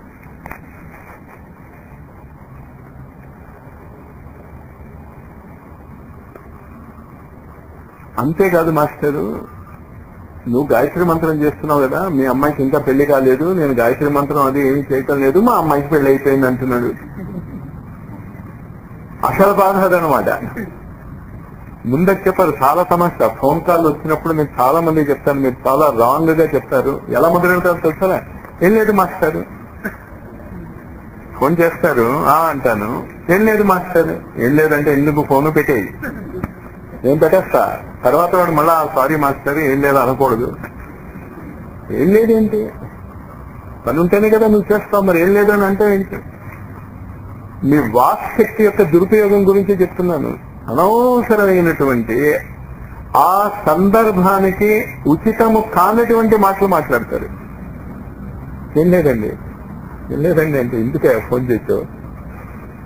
సరే, ఇంతకీ పక్కింటి అమ్మాయికి పెళ్ళవుతోంది, మీ అమ్మాయికి పెళ్ళవలేదు, నువ్వు గాయత్రి చేస్తున్నావు, మీ అమ్మాయికి పెళ్లి కాలేదు, నేను ఏమీ చేయటం లేదు, మా అమ్మాయికి పెళ్లి అయిపోతుంది. సరే, ఇంతకీ నాకెందుకు చెప్తున్నావు అయ్యా? నాకెందుకు చెప్పటం? భావం అర్థమవుతుందా? అంటే మాస్టారు మీరు గాయత్రి చేసుకోమని చేస్తున్నాను, కానీ గాయత్రి కోసం ఏం నేను చేయటం లేదు, మా అమ్మాయికి పెళ్ళి అవుతుందో లేదో, మా అబ్బాయికి ఉద్యోగం వస్తుందో లేదో దానికోసం చేస్తున్నాను, కానీ మీరు ఏదైనా అనుకుంటున్నారా ఏంటి? నేను గాయత్రి విద్య నేర్చుకోవటానికి ఏం ట్రై చేయటం లేదు. మూర్ఖత్వం యొక్క పరాకాష్ట. ఇంజనీరింగ్ చదువుతున్నటువంటి కుర్రవాడు ఇంజనీరింగ్ చదివితేనే వాడి కోరికలు తీరుతాయి. కానీ ఇంజనీరింగ్ చదువుతున్నప్పుడు వాడి కోరికలు తీరటం మొదలవ్వవు. ముందు నువ్వు పెట్టుబడి పెట్టాలి, నువ్వు సాధనలు చేయాలి, చదువుకోవాలి, స్వాధ్యాయం అది చేసుకుని పరీక్షలు రాసుకుని పరీక్షలు పాస్ అయ్యాక నీకు ఈ విద్య వచ్చింది అన్న నమ్మకం నీకు వచ్చాక అదే నమ్మకంతో నువ్వు ఎవరి దగ్గరికైనా వెళ్ళి నాకు ఈ విద్య వచ్చును, నాకు ఈ విద్య వచ్చును కనుక మీరు ఈ విద్యను ఉపయోగించుకోండి. అప్పుడు ఆ కంపెనీ వాడు ఎవడో నువ్వు నేర్చుకున్నటువంటి ఈ విద్యను ఉపయోగించుకుంటాడు. నీకు ఉపయోగపడదు ఆ విద్య కదా. ఎవరికి ఉపయోగపడుతుంది? ఆ కంపెనీ వాడికి ఉపయోగపడుతుంది. ఉపయోగపడితే నీ కోరికలు తీరటానికి తగినటువంటి పరిస్థితులు ఏర్పడుతున్నాయి. నువ్వు చదువుకున్నంత మాత్రానే పరిస్థితులు ఏర్పడవు. అర్థమవుతుందా? మనం ఇక్కడ ఏం మూర్ఖత్వం చేస్తున్నాం అంటే అసలు గాయత్రిని విద్యగానే నేర్చుకోవటంలే, ఏ గురువు దగ్గరే అవడు ఏ విద్య నేర్చుకోవటంలే, అడుక్కు తింటున్నాడు అందరూ. అంతే, అడుక్కు తినొచ్చు, అది వేరే విషయం. గురువు సమర్థవంతుడు కనుక నువ్వు అడిగే హక్కు నీకు ఉంటే, నీకు ఆయనకి ఏ రుణానుబంధాలు ఉన్నాయో ఆయన రుణాలు తీర్చుకుంటున్నాడు. అంతే. ఒక్కొక్కసారి ఆయన రుణాలు తీర్చుకోవటంలో ఈయన ఇలాగా వరాలు ఇచ్చేస్తున్నాడు, ఈయన దగ్గరికి వెళ్తే కోరికలు తీరుతున్నాయి అనేటటువంటి ఇది ప్రచారం వస్తుంది కదా. అప్పుడు ఎవరితో రుణానుబంధం లేదో వాళ్ళు కూడా వస్తారు. వచ్చినప్పుడు వీడు తీరుస్తాడు. ఇంకంటే ఆ పేరు వచ్చింది, తీర్చడం అదేంటి ఒకటి అలవాటు అయిపోయింది. ఎవడో బాధతో వస్తే, మామూలు వ్యక్తి ఎవడైనా బాధతో వస్తే ఏదో ఒకటి సహాయం చేయడానికి ప్రయత్నం చేసినప్పుడు, గురుస్థానంలో ఉన్నటువంటి వ్యక్తి అసలు ఆ ప్రేమతో ఆ దయతో వాడికి కూడా తీర్చేస్తాడు. రుణానుబంధం లేదు. ఎప్పుడైతే రుణానుబంధం లేదో ఈ ఇచ్చినటువంటి శక్తికి తగిన సాధన మళ్ళీ గురువు చేసుకోవాలి. రుణానుబంధం ఉంటే చేసుకోవచ్చలే, నీకు ఆ హక్కు ఉంది, గురువు దగ్గరికి వెళ్ళి తీసేసుకుంటుంది. ఇలాగా రుణానుబంధము లేనటువంటి అర్హత లేనటువంటి వ్యక్తులకి ఎప్పుడైతే గురువు తన తపశక్తిని ఇవ్వటం మొదలెడతాడో చివరికి నెక్స్ట్ బర్త్ లో వాళ్ళకి రుణగ్రస్తులే పుట్టాల్సి వస్తుంది కదా. ఏ గురువైనా అలాంటి జీవితం ఒప్పుకుంటాడా? ఇంకంటే నెక్స్ట్ బర్త్ లో నువ్వు అలా పుట్టావంటే ఈ గురుత్వం పోయే, ఫ్రీడమ్ పోయే, అంతేట ఏం చేసుకుంటాడు? తనకి మీద తనకి ఒక భయంకరమైనటువంటి రోగాన్ని ఆపాదించుకుంటాడు, క్యాన్సర్. ఇచ్చట ఆయనకి కర్మ, ఆయనకు వచ్చే రోగానికి కారణం లేదు. పాయింట్ అర్థమైందా మీకు? ఆయనకు వచ్చేటటువంటి బాధలు వాళ్ళ కర్మ వల్ల రావటంలే, నీ కర్మలు తీర్చడం వల్ల వచ్చాయి. అది రైటా తప్ప నేను దాని గురించే మాట్లాడటంలే. ఆయనకి శక్తి ఉంది, భరించే యోగ్యత ఉంది, ప్రేమ ఉన్నది, పంచుకుంటున్నాడు ఆయన ఆస్తిని. కానీ మనకి ఆ హక్కు ఉన్నదా అని ఆలోచించమంట. నువ్వు క్యాన్సర్ తెచ్చుకుంటే నువ్వు ఏం బాధపడితే ఏమిటి, నీ తపశక్తి నాకు ఇచ్చేయి లేదు కదా. అంతేతే శ్రీరామ్ శర్మ ఆచార్య ఏమంటాడు, చిన్న పని చేయను ఆయన, నువ్వు స్వాధ్యాయం చేయటం మొదలెడితే, ఆ గురువు యొక్క రచనలు నువ్వు చదవటం మొదలెడితే ఆ గురువుకి నువ్వు రుణముక్తుడు అవుతావు, రుణగ్రస్తుడు అవుతావు. కనుక ఆయన దగ్గర నుంచి జ్ఞానం పొందేవు కనుక నీకు లింక్ వచ్చేస్తుంది. నేను బాధపడక్కర్లేదు, నువ్వు బాధపడక్కర్లేదు. స్వాధ్యాయం అందుకు ప్రజ్ఞ అన్న దాని గురించి చెప్తున్నాను నేను. అర్థమైందా? అందుకు ఆ గురువు యొక్క రచనలు చదవాలి. మరి ఆ గురువు యొక్క రచనలు ఆ స్థాయిలో లేవు. చాలా మంది గురువులు పూర్వజన్మ సుకృతం వల్ల వాళ్ళు గురువులు అవుతారే తప్ప వాళ్ళకి విశేషమైనటువంటి తపశక్తి ఉన్నది కానీ ప్రజ్ఞాశక్తి లేదు, జ్ఞానము లేదు. పెద్ద ఉదాహరణ ఎవరు అంటే ఈ అవధూతలు. అవధూతలు లెక్కల్లో ఇవ్వలే, విషయాన్ని స్పష్టంగా ఏం చెప్పలేరు వాళ్ళు. కానీ వాళ్ళు తపశక్తి ఉంది, వాళ్ళ దగ్గరికి వెళ్ళిపోతే మీ పనులు జరిగిపోతుంది. మరి అలాంటి వాళ్ళ దగ్గరికి వెళ్ళి మనం కోరికలు తీర్చుకుంటూ ఉంటే మన శక్తి, మన బాధలన్నీ కూడా ఆయన మీద పడకుండా ఉండాలి అంటే ఓ భగవద్గీత అలాంటి పుణ్య గ్రంథాలు చదివినా, ఏ గురువుది చదివినా అందరి గురువులకి వెళ్తుంది. గవర్నమెంట్ కి ట్యాక్స్ కట్టేస్తే ఎడ్యుకేషన్ డిపార్ట్మెంట్ లో ఉన్న వాళ్ళకి శాలరీస్ వచ్చేస్తాయి.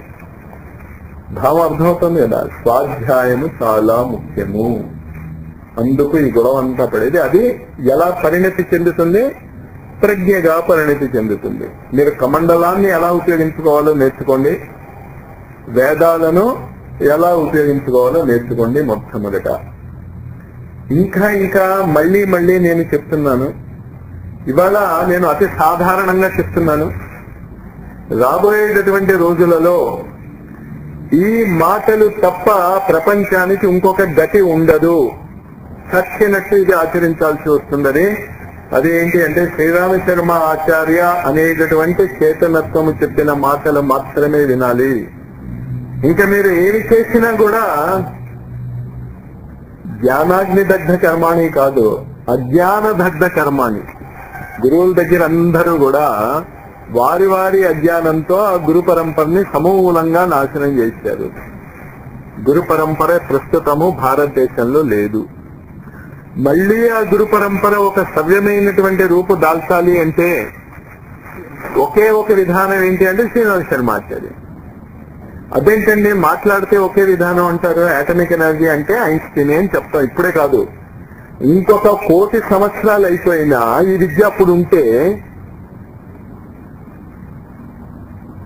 న్యూక్లియర్ పవర్ ఐన్స్టీన్ అని చెప్పాలి. అలాగే రాబోయేటటువంటి రోజులలో ఇంకొక 1,000,000 సంవత్సరాలు అయిపోయినా ఆధ్యాత్మిక విద్య ప్రణేత ఎవరు అంటే శ్రీరామ్ శర్మ ఆచార్యయే. కేవలము ఆయన నా గురువు అని నేను చెప్పటంలే, ఆయన కంటే ముందు నాకు 39 గురువులు ఉన్నారు. రకరకాలైనటువంటి సాధనలు చేశాను గంగ ఒడ్డున, శ్మశానంలో, అక్కడ. ఇంతటా సాధన లేకుండా ఇతర గురువుల గురించి అవగాహన లేకుండా నేను చెప్పటం లేదు. ఈయన దగ్గరికి వెళ్ళాక కూడా 1971లో అంత ఈజీగా లొంగలేదు నేను. ఆయనకి లొంగ తీసుకున్నాడు ఆయన. సరే, అది మా సొంత విషయాలండి, మా దెబ్బలాటలతో మీకేంటి సంబంధం లేదు. కానీ మనం ఎక్కడి నుంచో మొదలెట్టి మధ్యన శంకరాచార్యుల వారికి దండం పెట్టి అసమద్ గురు పర్యంత నా యొక్క గురువు అని ఒక పరంపర చెప్పుకునేటటువంటి అలవాటు ఉంది. ఈ పరంపర చెప్పుకునేటటువంటి అలవాటులో ఏ గురువు పేరు ఈ మధ్య రావటం లేదు శంకరాచార్యుల వారి తర్వాత. ఈ ఏకముఖి గాయత్రి సాధన గురువు గారు శంకరాచార్యుల వారి యొక్క పుస్తకం నుంచి తీసుకుని ఇచ్చారు, ఆయనే రాశారు. మీకు దీని అథారిటీ కావాలి అంటే ఏకముఖి గాయత్రికి శంకరాచార్యులు. నేను నేర్చుకున్నది కాశీలో, ఒకళ్ళది కాదు, ఇద్దరి దగ్గర కాదు, 39 దగ్గర. మామూలు చిల్లర గురువుల దగ్గరికి వెళ్లే ప్రసక్తే లేదు. నేను వెళ్తే కాస్త గురువుకు ఒక హోల్డ్ ఉండాలి సబ్జెక్ట్ మీద. అంతమంది గురువుల దగ్గరికి వెళ్ళినా కూడా ఈయన దగ్గరికి వెళ్ళాక ఈయన దగ్గర నేను గడిపినటువంటి టైం ఎంత అంటే మొత్తం మీద 4 గంటలు గడిపి ఉంటాను ఈయన దగ్గర, శ్రీరామ్ శర్మ ఆచార్య దగ్గర. అంతకంటే ఎక్కువ నేను లేను. 1971లో 5 లక్షల మందిలో నేను ఒకరిని దీక్ష తీసుకున్నది గాయత్రి మంత్రం. డైరెక్ట్ దీక్ష ఇచ్చారు ఆయన. డయాస్ మీద ఎక్కాడు, అక్కడెక్కడో ఉన్నాడు ఆయన లాగా. మేము 5 లక్షల మంది ఉన్నాం ఇక్కడ. 5 లక్షల మందికి 18 జూన్ 1971 మధుర నుంచి ఆయన వెళ్ళిపోతూ హరిద్వార్కి, ఇంకా నేను మధురకి రాను, ఇంకా హరిద్వారే నా కార్యక్షేత్రము అని చెప్తున్నటువంటి విదాయి వీడ్కోలు సమారోహంలో 5 లక్షల మంది వచ్చారు. అందులో నేను ఒకడిని. మొట్టమొదటిసారి గురువుని చూసింది ఎక్కడి నుంచి అంటే అంత దూరం నుంచి. దీక్ష ఎంతసేపట్లో అయింది? గబగబ ఆయన డయాస్ ఎక్కాడు. చాలా స్పీడ్ గా నడుస్తాడు ఆయన. ఆయన మాట స్పీడే, నడక స్పీడే. ఆయన ఎక్కాడు, చేతులు ఇలా పెట్టుకోమన్నాడు. 3 సార్లు గాయత్రి మంత్రం చెప్పాడు, దిగిపోయాడు, వెళ్ళిపోయాడు, అయిపోయింది. అంటే ఎంత టైం పట్టుంటుందంటే 5 నిమిషాలు పట్టుంటుంది. దాని తర్వాత 1975లో జన్మాష్టమి నాడు వెళ్ళాను ఆయన దగ్గరికి. ఈ మధ్యన పుస్తకాలు చదవటమే, రాసిన పుస్తకాలు చదవటం. అప్పుడు ఆయన ప్రాణ ప్రత్యావర్తన శిబిరాలు అని స్టార్ట్ చేశాడు ఆయన. అప్పటికి అది 65 8 1000 మందికి ప్రాణ ప్రత్యావర్తనం అని చెప్పి ఆయన ఏం చేయించేవాడు అంటే 3 రోజులు మమ్మల్ని మౌనంగా ఉంచేవాడు. ఆహార నియమాలు చాలా స్ట్రిక్ట్ గా ఉండేవి. మమ్మల్ని ఏం చేయమని ఆయన ఏం చేయమని అంటే, నువ్వు నోరు మూసు కూర్చోండి, మీరు చేసేదేదో నేను చేస్తానన్నాడు, నా శక్తిని మీలో నాటుతానన్నాడు. ప్రాణ ప్రత్యావర్తనము అంటే అర్థమైంది కదా. ప్రాణాలు మీకు మీ యొక్క సాధన, మీ యొక్క తీవ్రత బట్టి కొన్ని సంవత్సరాలు, 20 సంవత్సరాలు, 30 సంవత్సరాలు మీరు ఎదుగుతారు, అంతకంటే ఇంకేం లేదు అన్నాడు. అప్పుడు మేము 60 మంది ఉన్నాం అప్పుడు ఆయన దగ్గర సాధన చేస్తూ. 10 మందిని పిలిచేవాడు ఆయన 3 రోజుల్లో. పొద్దున్న ఆయనకు వీలు ఉన్నప్పుడు పిలిచేవాడు. ఆయన మాట్లాడేవాడు. మాట్లాడేటప్పుడు కేవలం ఆయన అందరికీ కామన్ గా ఆయన చేసింది ఏంటి అంటే, ముందు నువ్వు చేసిన అర్హోపనులు అన్నీ రాయి అన్నాడు కాగితం మీద.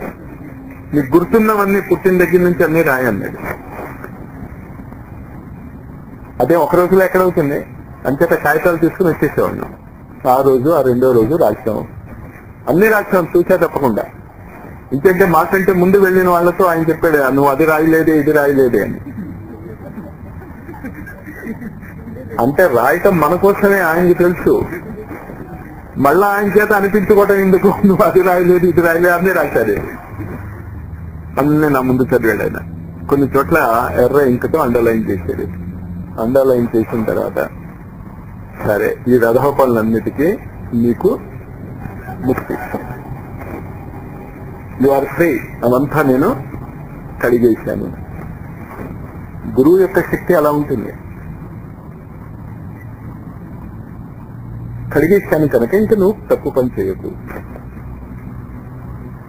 ఈ క్షణం నుంచి నువ్వు ముక్తుడివే, నా పని చేయి. ఇదంతా మేము రాసి వెళ్ళటానికి నాకు చాలా టైం పట్టింది, కానీ ఇదంతా ఆయనతో మాట్లాడటానికి ఎంత టైం పట్టి ఉంటుంది నాకు? 3-4 నిమిషాలు. అదొకటి. అంటే ప్రస్తుతం ఆయనకి నాకున్న సంపర్కం ఎంత వచ్చింది? 6 నిమిషాలు. దీక్ష తీసుకున్న రోజు 18 జూన్, కృష్ణ జన్మాష్టమి 75. తమాషా ఏంటంటే అది ఆగస్ట్ 15 అయింది. ఆ రోజు నేను ఆయన్ని కలుసుకున్న రోజు ఆగస్ట్ 15 అయింది. సరే, అంత 60వ జన్మది. ఇదంతా అయిపోయిన తర్వాత 4వ రోజు ఆయన కొంతమందిని పిలిచాడు. ఇండివిజువల్ గా, ఒంటరిగా. ఒకరితో గంట సేపు మాట్లాడు, ఒకరితో 5 నిమిషాలు మాట్లాడాడు, నాతో 45 నిమిషాలు మాట్లాడాడు. పర్సనల్ విషయాలు కనుక అందులో చెప్పవలసింది ఏమీ లేదు. అందులో మీకు చెప్పేది ఈనాటికి నాకు బాధగా ఉన్నది ఏంటి అంటే, ఆయన పొడుగాటి మనిషి నొలక మంచం మీద కూర్చుని ఉన్నాడు. మాట్లాడుతూ ఇలా లేచి నుంచి నా వీసి మీద ఓ గుద్దు గుద్దాడు. స్వాదిష్టాన చక్రం మీద పడింది ఆ గుద్దు. ఆ నొప్పి ఇప్పటికీ నేను తలుచుకుంటే వస్తుంది నాకు ఆ నొప్పి. అదొకటి మీకు తెలియాల్సింది. మిగతాదంతా ఆయన యుగ నిర్మాణ యోజనలు, ఈ కార్యక్రమాలు, ప్రపంచంలో ఏం జరగబోతున్నది, ఏం చేస్తుంది అని చెప్పేదాన్ని. అదొక గంట. దాని తర్వాత ఇంకొకసారి ఓ 80 మందినో 60 మందినో ఆంధ్ర నుంచి తీసుకుని వెళ్ళాను. తీసుకువెళ్తే అప్పుడు ఆయన సూక్ష్మీకరణ సాధనలో ఉన్నాడు. గురువుగారు ఎవరిని చూడరు అన్నాడు. నేనేమో ఇంతమందిని వెంట పెట్టి వెళ్ళాను. ఇందాక ఫోన్ కాల్ లాగే. ఆయన కలవలేదు అని బాధ కాదు, వీళ్ళు నన్ను తంతారు అని బాధ. నువ్వేమో నీ గురువు చాలా గొప్పవాడుగా తీసుకొచ్చావు. ఏది గురువు గారితో నాకున్న సంపర్కం ఎంతో మీకు అర్థమైంది కదా. ఏదో మీటింగ్స్కి వెళ్ళాను అని చేత అక్కడున్న వాళ్ళు ఎవరు కూడా నాకు ఎవరు పరిచయం లేదు. వీళ్ళకి ఎంత తెలుసో నాకు అంతే తెలుసు. బాగా స్వాధ్యాయం చేశాను కనుక ఆయనతో నాకు చాలా ఆత్మీయత ఏర్పడింది. అది వేరే విషయం. స్వాధ్యాయం వల్ల ఏర్పడినటువంటి ఆత్మీయత, వ్యక్తిగతంగా ఉన్నటువంటి ఆత్మీయత లేదు. సరే, ఇలాగ బాధపడుతూ ఉంటే ఒక వ్యక్తి వచ్చి ఏం చెప్పాడు అంటే, ఇద్దరిని కలుస్తానన్నారు అన్నాడు. మేమేమో 65 మంది ఏమో, ఎంతమంది ఏమో 42 మంది వెళ్ళాను. ఇద్దరిని కలుస్తానన్నాడు. ఎవరా ఇద్దరు? 42 వెళ్ళాము గురువు గారితో, ఎవరిద్దరు కలుస్తారు. సరే, నాతో వచ్చిన వాళ్ళు అన్నారు, మీరు వెళ్ళండి మాస్టారు, కాస్త మీరైతే మాట్లాడతారు. సరే, ఇంకెవరు? సరే, ఇంకో ఆయన శ్యామలరావు గారు ఉన్నారు. ఆయన మీరు కాస్త సీరియస్ గా గురువు గారి కార్యక్రమాలు అవి చేస్తున్నారు కనుక నేను ఒప్పుకోలేదు. మనం 42 మంది వచ్చాము.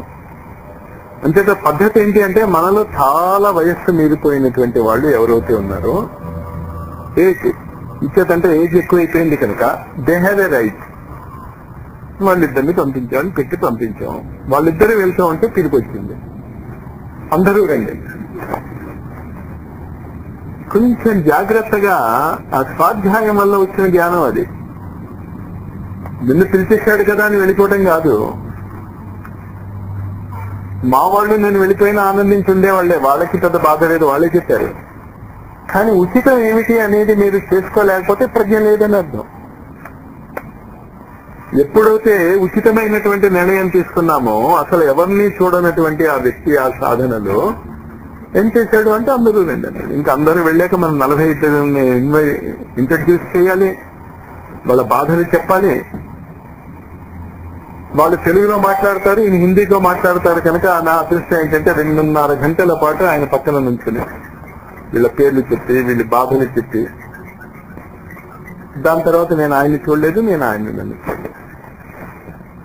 అంచేత ప్రశ్న, నువ్వు గురువు దగ్గర ఎన్ని గంటలున్నావు, ఎన్ని జన్మలున్నావు అన్నది కాదు. ఆ గురువు చెప్పింది నీకు ఎంత అర్థమైంది అన్నది ఆచరిస్తున్నావా లేదా అన్నది ఇంపార్టెంట్. అది ప్రజ్ఞ. అదే అర్థం చేసుకోండి. ఆ ప్రేమ అలాగే వస్తుంది. ముక్కు మొహం తెలియదు, గ్యారెంటీగా హరిద్వార్లో నా మొహం ఆవిడకి తెలియదు. ఎందుకంటే లేను నేను ఎక్కడ, హరిద్వార్లో ఎప్పుడు లేను నేను.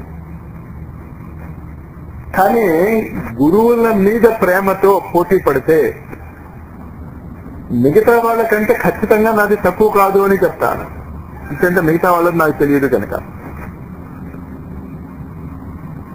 ఆ ప్రేమ అనేది నిష్ఠ. ఈ 3 గుర్తుంచుకోండి. ఈ 3 ఎప్పుడైతే ఉంటాయో, ఏ గురువు దగ్గరైనా మీరు ఫలితాలు సాధిస్తారు. తపశక్తి సంపన్నులు ఉన్నారు. ఆ శక్తి సంపన్నత వల్ల వాళ్ళు కొన్ని చమత్కారాలు కానీ, కొన్ని అనుదానాలు కానీ ఇవ్వగలుగుతారు. కానీ వాళ్ళు గురువులు కాదు. గురువులు ఈ తపశక్తి సంపన్నులకి మధ్య తేడా అర్థమవుతుందా? గురువులు ఒక జన్మలోనే కాదు, ఆ పరంపర. ఇంకా ఆయన దగ్గరికి వెళ్ళాము అంటే యు ఆర్ బుక్డ్. ఎంతవరకు యు ఆర్ బుక్డ్ అంటే యూ బికమ్ శ్రీరామ్ శర్మ ఆచార్య. ఆ స్థితి వరకు ఆయన నిన్ను వదలడు, నువ్వు వదిలేసిన. గురువు అంటే అది. అంతటా మీకు తగినటువంటి గురువు మీకు కావాలి అనుకుంటే ఈయన పట్టుకోండి ముందు. ఈయన పట్టుకున్న తర్వాత ఓ గురు పరంపర మీ వెంటబడుతుంది. అది నా అనుభవం. అది ప్రతి గురువు నీ వెంటబడతాడు. ఇది శ్రద్ధ, ప్రజ్ఞ, నిష్ఠ. 3 అర్థమయ్యా? శ్రద్ధ, చేయవలసిన రీతిలో పద్ధతిగా చేయండి. ప్రజ్ఞ, గురువు యొక్క రచనలు. గురువు యొక్క రచనలు మీకు లభించకపోతే రామాయణం ఉంది, మహాభారతం ఉంది, గీత ఉంది, అది చదవండి. అవన్నీ కూడా గురు పరంపరలో ఉన్న వాళ్ళు రాసినదే. నిష్ఠ, ఇందాక నేను చెప్తేనే ఆ ప్రేమ డెవలప్ చేసుకోండి. ఈ మూడింటిని కలిపినటువంటి వ్యక్తిని ఏమంటారు అంటే హోషియార్ అంటారు హిందీలో. హోషియార్ అంటే చాలా తెలివైన వాడు అని. అంచేత ఆ పాట గురించి చెప్పబోతే ఇదంతా చెప్పాను నేను. సావధాన్, అటెన్షన్ లో ఉండండి. పూజ చేస్తున్నప్పుడు నిద్రపోతూ చేయకండి. చేస్తున్న ప్రతిదీ కరెక్ట్ గా చేయండి. పూజకి కావలసిన సామగ్రి అంతా మీరు చుట్టుపక్కల పెట్టుకోకుండా మధ్యన అగ్గిపెట్టి కోసమో దేనికోసమో లేచారనుకోండి, మీకు శ్రద్ధ లేదు అని అర్థం అవుతుంది. జాగ్రత్త. అన్ని వస్తువులు సమకూర్చుకోగలిగాలి. అంతే తప్ప 10 సార్లు లేచి అది కూడా ఓ ఎక్సర్సైజ్ అవుతుంది మాస్టారు అంచేత అలా చేశానని మిమ్మల్ని మీరు సమర్థించుకోకండి. ఎక్సర్సైజ్ వేరుగా చేసుకోండి కావాలంటే. మీరు 10 సార్లు లేచి గుంజీలు తీయండి. కానీ ఇక్కడ పూజా సామగ్రి అంతా కూడా కరెక్ట్ గా అమర్చుకోండి, అందుబాటులో అమర్చుకోండి, పద్ధతిగా అమర్చుకోండి. కోడికి ఎక్కిరించినట్టు అది అక్కడ పడేసి ఇది ఎక్కడ పడేసి కాదు. పూజ గదిలో మీరు పూజ చేయబోయే ముందు అన్ని చేతికి అందుబాటులో ఉండాలి, నీట్గా ఉండాలి. చాలా మందిని నేను చూశాను. నేను అగ్గిపుల్ల గీసి అగరత్తులు వెలిగించి గురువు ముఖం మీద ఆరిపోయిన అగ్గిపుల్ల వేస్తారు ఫోటో మీద. కాదా? ముఖం మీద వేయక్కర్లే, మీరు ఆయన ముందు పడేస్తే చాలు. ఆరిపోయిన అగ్గిపుల్ల ఎక్కడ పడేయాలి?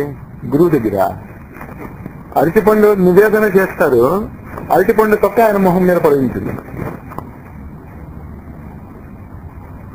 రిజల్ట్స్ అందుకు రావు. కొబ్బరికాయ కొడతారు, ఆ నీళ్ళంతా మొహం మీద చెందుతాయి ఫోటోలని. మొహం మీద అంటే ఫోటోల మీద. నేను అది ఫోటో అనుకోను, ఆయన గురువు అనుకుంటాను. నేను మన భక్తి ఇలా ఉంది. కరెక్ట్ గా ఎత్తుగా లేదండి అంటారు, ఇటుక పెడతారు. విరిగిపోయి ఇటుక పెడతారు. కొన్ని ఇటుక పెడుతున్నారు, దాన్ని ఒక అందమైనటువంటి పట్టు వస్త్రంలోనూ దేంట్లోనూ చుట్టు పెట్టవచ్చు కదా. ఫోటోకి పట్టు వస్త్రం ఎందుకండి? మీరు నోట్తో అనక్కర్లే, మీ ఆచరణ చెప్తోంది. విరిగిపోయినా ఒక ఇటుక తెచ్చి ఎత్తు సరిపోలేదని దాని మీద ఆయన కూర్చోబెట్టేసి మీరు చాలా భక్తులు అనుకుంటే తప్పు కదా. కొంచెం అది మీరు కనుక కరెక్ట్ చేసుకోగలిగితే చాలా లైన్లో పడతారు మీరు. అదే ఒక విగ్రహం అనుకోవద్దు. ఆ మహానుభావుడే అక్కడ ఉన్నాడు, ఆయన స్వరూపమే. ఎలా అనుకుంటామండి? ఓ విరిగిపోయినటువంటి ఒక పాత వస్తువ మీకు చాలా ఇష్టమైన వాడు ఇస్తే దాన్ని ఎక్కడ పెట్టుకుంటున్నారు మీరు? మీరు చాలా అభిమానించేటటువంటి వాడి విరిగిపోయిన పెన్ను ఏదో ఉందనుకోండి, ఎక్కడ పెట్టుకుంటున్నారు దాన్ని? మూల పెడతారా లేకపోతే అందంగా దాన్ని? మరి నీ గురువు యొక్క ఫోటోని, దేవత యొక్క ఫోటోని నువ్వు ఎక్కడ పెట్టుకుంటున్నావు? అది ఒక్కటి కాస్త జాగ్రత్తగా ఈ ప్రశ్నలు కనుక మీరు వేసుకోగలిగితే మనం ప్రజ్ఞ, శ్రద్ధ, నిష్ఠలోకి వెళ్తాం. ఈ ప్రజ్ఞ, నిష్ఠ, శ్రద్ధయే 3 మహావిద్యలుగా రేపు నేను చెప్పబోతున్నాను. గాయత్రి మహావిద్య, సావిత్రి మహావిద్య, కుండలిని మహావిద్య. రేపు గురుదేవుల యొక్క ఈ 3 విద్యలు మనం ఎలా నేర్చుకుంటాం అనేది రేపటి నుంచి స్టార్ట్ చేసి నేను వసంత పంచమి లోపల దాని గురించి అవగాహన ఇవ్వటానికి ప్రయత్నం చేస్తాను. గాయత్రి మహావిద్య, సావిత్రి మహావిద్య, కుండలిని మహావిద్య. జై గురు.